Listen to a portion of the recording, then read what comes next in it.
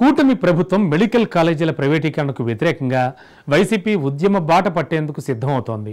ఆ పార్టీ అధినేత జగన్మోహన్ రెడ్డి సైతం ఈ పోరాటంలో పాల్గొంటాను అంటూ ప్రకటించారు. తమతో పాటు మిగిలిన రాజకీయ పార్టీలు కూడా కలిసి రావాలంటూ ఆయన కోరుతున్నారు. అయితే ఏపీలో వైసీపీతో కలిసి నడిచే పార్టీలు ఉన్నాయా? అసలు వామపక్షాల మద్దతు జగన్కు లభిస్తుందా? కాంగ్రెస్ పార్టీ జగన్ పిలుపుకు జై కొడుతుందా? జగన్పై నిప్పులు చెరిగే షర్మిల జగన్తో కలిసి అడుగులు వేస్తారా? ప్రభుత్వంపై వైసీపీ పోరాటం అసలు ఎలా ఉండబోతోంది?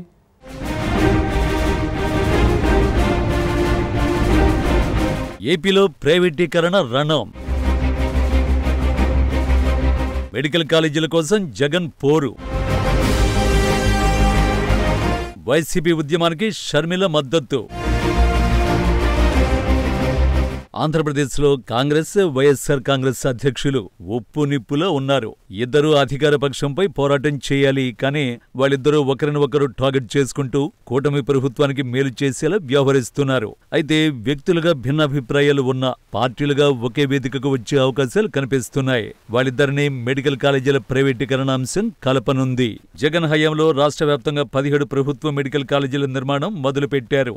వాటిలో 5 మెడికల్ కాలేజీల నిర్మాణాలు పూర్తయ్యాయి. మిగిలినవి నిర్మాణ దశలో ఉన్నాయి. అంతలోనే సార్వత్రిక ఎన్నికలు రావడంతో కూటమి అధికారంలోకి వచ్చింది. దీంతో వైసీపీ పాలనలో మొదలుపెట్టిన మెడికల్ కాలేజీలను ప్రైవేట్ సంస్థలకు అప్పగించాలని నిర్ణయించింది చంద్రబాబు సర్కార్. దీంతో ఆ నిర్ణయాన్ని తప్పుబడుతోంది జగన్మోహన్ రెడ్డి సైన్యం.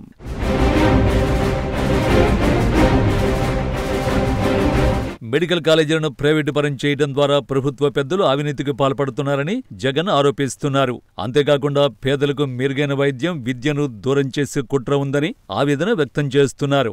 అయితే కూటమి ప్రభుత్వ వాదన మరోలా ఉంది. జగన్ ప్రభుత్వంలో ఒక్కటంటే ఒక్కటే మెడికల్ కాలేజీ పూర్తి చేశారని తమ్ముళ్లు చెబుతున్నారు. అవి కూడా కేంద్ర నిధులతోనే అనేది కూటమి నేతల వాదన.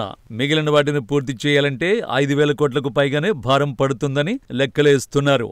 ఇప్పుడున్న పరిస్థితుల్లో ఆ నిర్మాణాలు సాధ్యం కావని అంటున్నారు.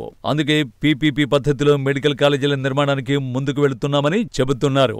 సర్కారు వారి వాదనతో ఏకీభవించడం లేదు వైసీపీ. మెడికల్ కాలేజీల ప్రైవేటీకరణ ద్వారా కోట్లాది రూపాయల ముడుపులు ప్రభుత్వ పెద్దలకు వెళుతున్నాయని ఆ పార్టీ లీడర్లు ఆరోపిస్తున్నారు.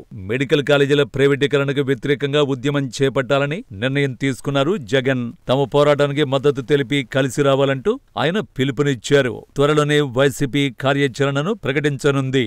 దీంతో ఇప్పుడు అందరి దృష్టి కాంగ్రెస్ పై పడింది.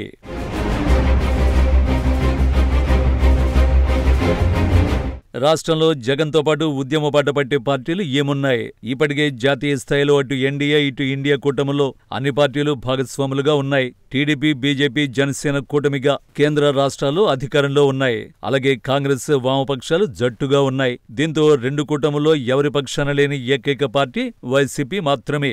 కామ్రేడ్లతో జగన్మోహన్ రెడ్డికి రాజకీయ శత్రుత్వం లేదు. గతంలో ప్రత్యేక హోదా కోసం కలిసి పనిచేసే. అయితే ఎన్డీఏకు దగ్గరవుతున్నట్లు ఉండడంతో ఆయనకు దూరమయ్యాయి వామపక్షాలు. ఇక కాంగ్రెస్ తో రాజకీయంగా జగన్మోహన్ రెడ్డికి వైరముంది. పైగా తనతో విభేదించిన చెల్లెలు ఆ పార్టీ రాష్ట్ర అధ్యక్షురాలిగా ఉన్నారు. దీంతో అన్నయ్యతో చెల్లెమ్మ స్వరం కలిపేనా అన్నది $1 మిలియన్ ప్రశ్న. వ్యక్తిగత వైరాన్ని పక్కన పెట్టి రాష్ట్రాభివృద్ధి కోసం ఒక్కటవుతారా లేదా అనే ప్రశ్నలు సర్వత్రా వినిపిస్తున్నాయి.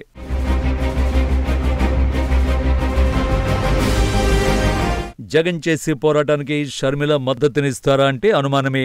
అందుకు ఎవరి కారణాలు వారికి ఉన్నాయి. వైసీపీ ఏ సందర్భంలోనూ అటు టీడీపీ, ఇటు కాంగ్రెస్ తో కలిసి నడవలేదు. రాజకీయంగా 2 పార్టీలను దూరం పెట్టారు జగన్.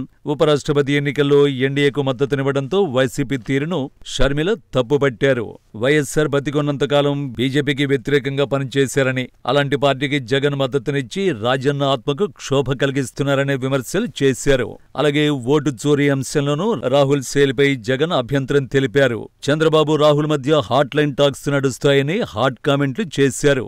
ఇక సిపిఎం నేతలతో జగన్ కు కొంత సన్నిహిత సంబంధాలు ఉన్నాయి. అదే సిపిఐ జాతీయ కార్యదర్శి నారాయణతో పెద్దగా సంబంధాలు లేవు. కాబట్టి వైసీపీ చేయబోయే పోరాటంలో కామ్రేడ్ల మద్దతు ఎంతవరకు ఉంటుందో కాలమే నిర్ణయించాలి. ఒంటరి పోరాటం చేస్తానంటున్న జగన్తో ఎవరి చేతులు కలుపుతారో చూడాలి.